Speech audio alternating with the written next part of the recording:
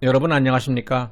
프랭크 남씨에서 보내드리고 있는 정치 시사 만평. 오늘은 부정선거와 문재인 그리고 김종인의 정체성, 이러한 내용으로 준비했습니다. 지금 대한민국은 나라를 위해 있어야 할 진정한 대통령은 없고, 국민을 대신해서 국가를 위해 일하는 여당도 야당도 없는, 오직 자신들의 사리사욕과 자신들의 앞날만 걱정하는 이기적이면서도 기회주의 정치인들이 판을 치는 한심한 나라가 되고 말았습니다. 지금 우리나라는 정치, 외교, 국방, 경제, 치안 등 모든 면에서 무정부 상태나 다름없는 위태로운 나날들이 계속되고 있습니다. 우파 국민들의 마음속에 아픈 상처로 남아있는 박근혜 대통령께서는 위헌적이며 불법적인 부당한 누명을 쓴 채로 감옥에서 고생을 하고 계신 가운데, 현재 청와대에 있는 대한민국의 대통령이 아닌 자칭 남쪽 대통령이라고 하는 자가 소위 드루킹을 통한 언론 댓글 조작과 촛불혁명이라는 불법적인 방법으로 청와대를 점거해서 대한민국을 좌파 독재 세상으로 탈바꿈시키고 있습니다. 드루킹의 포털사이트 댓글 조작이 아니었더라면 문재인은 민주당의 대선 후보가 될 수 없었을 것이고, 따라서 대통령 선거 자체가 불법이었다는 것은 두말할 필요가 없는 사실인 것입니다. 언론 댓글 조작이라는 범죄 행위로 문재인을 도와서 가짜 대통령이 될 수 있도록 주도적인 역할을 한 김동원이 3년 실형을 받아서 감옥에 수감되어 있고, 댓글 조작을 지시, 동조, 배후 조종했던 문재인의 최측근 김경수는 1년 6개월의 형을 받고 대법원의 최종 판결만을 기다리고 있는 그런 상태입니다. 이런 사실만으로도 문재인의 범죄 공모 사실은 부정할 수 없는 팩트이고, 청와대는 그가 있어야 할 자리가 아닌 것입니다. 청와대 불법 점거에 있는 문재인과 그 세력들은 자신들이 범죄 행위에 대한 두려움 때문에 태극기 집회에 대한 공포감과 태극기 자체에 대한 극도의 거부감을 가지고 있는 것입니다. 따라서 이상한 한반도 그림을 태극기 대신 사용하려 하는 시도 자체가 저들의 정체성을 드러내는 것입니다. 우파 애국 시민들이 대한민국의 국기인 태극기를 들고 광화문에서 집회를 열기만 하면은 공포에 떨면서 두려워하고, 코로나 확산과 같은 악랄한 구실을 만들어서 탄압하고 있는 이유가 바로 그런 것입니다. 뿐만 아니라 애국가를 작곡한 안익태 선생님을 친일파로 몰아서 동해물과 백두산이 마르고 닳도록 하는 대한민국의 애국가를 폐지하려고 하고, 심지어 지난 6.25 70주년 기념식에서는 KBS 교향악단의 애국가 연주에 삽입된 전주곡 일부에 북한 국가의 도입부와 유사한 음절이 편곡 연주되어 세상을 놀라게 했는데, 알고 보니 보훈처가 KBS 교향악단의 편곡 내용을 의뢰한 사실이 밝혀지면서 보훈처가 무슨 이유로 애국가의 연주에까지 관여하게 되었는가에 대해서 의구심을 갖게 하고 있습니다. 김정숙의 고교동창이자 절친인 손혜원이 붙인 손용우가 조선공산당에 협조하고 활동한 과거의 경력으로 인해서 보훈처 심사에서 6번이나 탈락한 바 있는데, 그런 손용우를 문재인 정부에서 기어이 7번째 만에 독립유공자에 포함시킨 보훈처, 국가유공자와 보훈가족의 명예로운 삶이 유지되도록 보상금 지급, 교육, 취업 등 의료 등 보훈 정책을 수립하여서 지원하는 부처에서 음악에 무슨 연관이 있고 무슨 전문성과 조예가 깊다고 애국가의 연주에 관여하면서 편곡까지 의뢰하는 오지랖을 떠는가? 보훈처가 편곡 의뢰한 악보 내용이 왜 북한 국가 전주곡과 유사해야만 하는지 우리는 그것이 알고 싶은 것입니다. 지금 대한민국은 거의 무정부 상태나 다름없는 그러한 상황으로 치닫고 있습니다.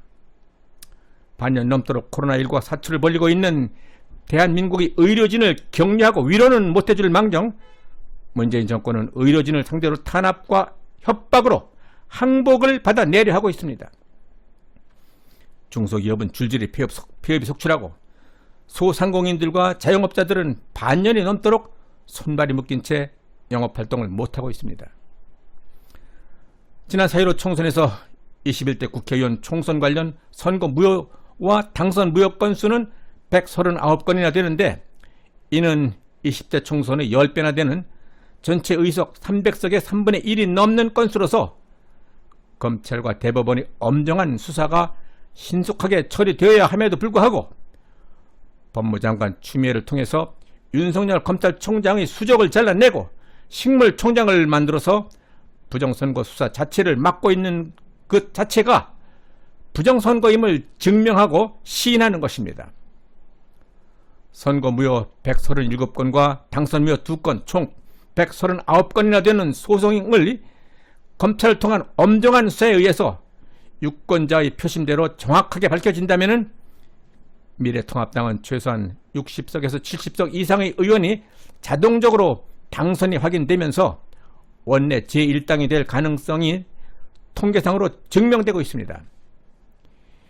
이와 같이 대한민국의 미래와 운명이 달린 문제에 대해서 당을 대표하고 있는 김종인 비대위원장의 입장은 무엇입니까?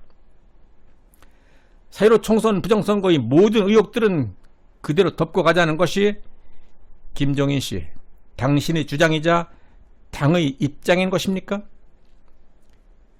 요 며칠 전 광주 5.18 묘역에 가서 무릎을 꿇고 울먹인 행동은 무엇을 뜻하는, 무슨 의미입니까? 북한은 5.18을 기념해서 우리나라보다도 더 성대한 5.18 광주 무장 전사와 영웅을 위한 기념식을 매년 개최하고 있다고 탈북 군인 모임인 자유북한 군인연합에서는 증언하고 있습니다.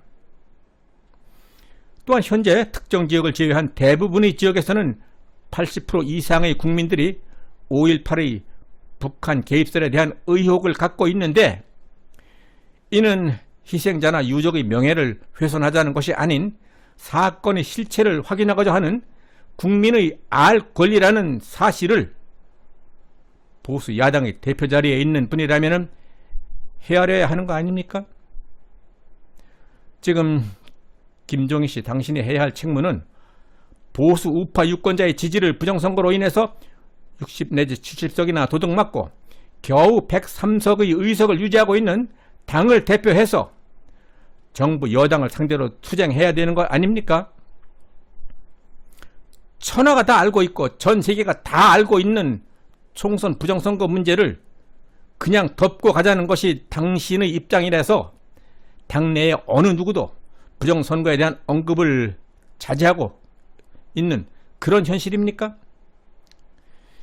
김종인 씨, 당신이 먼저 큰 소리로 검찰을 압박하는 추미애 법무와 청와대를 향해서 강하게 항의하고, 선거가 끝난 지 4개월이 넘었는데도 선거 무효 소송권에 대한 아무런 결과도 내놓고 있지 않은 검찰에 대해서 호통을 치고 질책하고 해야 되는 것이 당신이 해야 될 역할이 아닙니까? 이러한 와중에 할 일은 안 하고 광주 5.18 묘역에는 왜 간 것입니까? 지금 당신이 그곳에 가야 할 때입니까? 문재인이 부동산 정책 자살골로 인해서 미통당 지지율이 조금 올랐다고 노역이 발동한 겁니까? 또한 지금 이 시점에서 당명을 바꾸는 것이 그렇게 중요한 일입니까? 우리 우파 국민들은 수없이 바뀌어서 기억조차 하기 힘든 당명에 대해서 혼란스러워하고 피로감을 느낀다라는 사실을 알고 있습니까? 우리는 당신에게 표를 준 적도 없고 오히려 투쟁력 있는 우파 투사들의 입단속이나 시키고 청와대와 민주당 눈치나 보는 당신의 이중성과 애매한 태도에 대해서 실망의 수준을 넘어서 배신감으로 분노하고 있다라는 사실을 전하면서 확실한 자유민주주의 신념과 반공 이념, 지도력과 추진력, 아울러 투쟁력까지 갖춘 젊고 능력 있는 분에게 당신의 그 자리를 양도하고 물러나 주었으면 하는 것이 우파 국민들과 나의 입장임을 천명하는 바입니다. 네, 프랭크남 쇼에서 보내드리고 있는 정치시사 만평, 부정선거의 모든 의혹이 하루속히 밝혀져서 진정한 대한민국으로 회복될 수 있도록 하는 저의 노력은 계속 이어질 것입니다. 여러분들의 구독과 좋아요 그리고 의견 참여 댓글은 저희의 이러한 노력에 큰 힘이 될 수 있을 것입니다. 끝까지 시청해 주신 여러분 대단히 감사합니다.